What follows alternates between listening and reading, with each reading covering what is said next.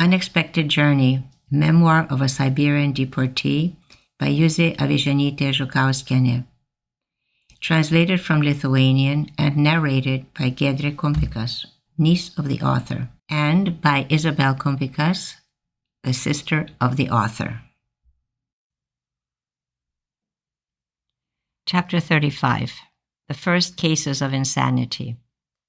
One day the cleaning woman running into the office said, "Oh, girls, some young guy swam across the river. He's sitting naked on the shore in the nettles. And mosquitoes, it's black. He's all covered with them. And he's not even defending himself. He's probably a Lithuanian. He can't speak our language." I jumped up and ran out to see what was going on. I asked Motya in what place, but I met the storekeeper and old man Sadic dragging the young man in the direction of the hatas. The sight was terrible. He was swollen, blue, his hair disheveled, his eyes full of dread, as those of a trapped wild animal looking around in fear. "Who are you? Where are you from?" I asked in Lithuanian.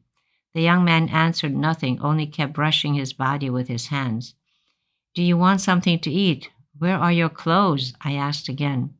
The young man shuddered. He spat out a green mouthful of recently chewed grass.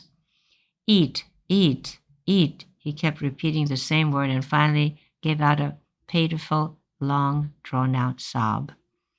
They brought him to one of the abandoned huts and locked him up. They informed the commandant. He gave the order to issue 1 kilogram of bread and 1 liter of milk. The young man's rags, one could not call them clothes, they found on the other side of the river. Totya Motya brought him the food. The young man grabbed it and ate it wildly, while the militiaman and some curious people watched through the window to see what would happen next. Motya, out of breath, ran into the office. "Oh, girls, he swallowed everything, and he's not dying. He fell asleep. The militiaman even cursed. We shouldn't have given him any milk." So that's how it is. That means so much food was given, but not for humanitarian reasons. They had heard that if a person who is very starved eats a lot of food all at once, he will die immediately. And here, what a disappointment.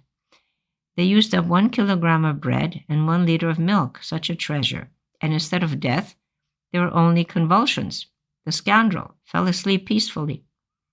In 2 days, Motya informed us that the young man had died anyway. Someone helped him die. Who was he? We found out later. He was Jonas Lazauskas, 18 years old, who had finished high school in 1941. He had been deported together with his family, but his father, as all the men, had been separated from them at Naujoji Vilnia and had been transported to a concentration camp. He had been brought with his stepmother, who also had an 8-year-old girl, to Sobolinka. It was a settlement in the same Parbig region, 26 kilometers from our Komarovka, deeper in the taiga, in an even marshier place. The stepmother, with whatever she had, tried to save her little girl, chased Jonas out, wouldn't even let him into the hata to warm himself because he had become beset by lice. In the beginning of winter, another deportee became insane. It was the policeman, Yushkenas, the cruel Siberian winter. His clothes were not adapted to the Siberian cold, and even they had become worn. The resources were meager. To exchange something for something edible was impossible, and 3 small children were constantly asking for something to eat. Hope that life would change was non-existent. The war did not seem to be ending. His nerves could not take it. He was brought bound to the regional hospital, and from there, a few days later, they brought back a frozen corpse.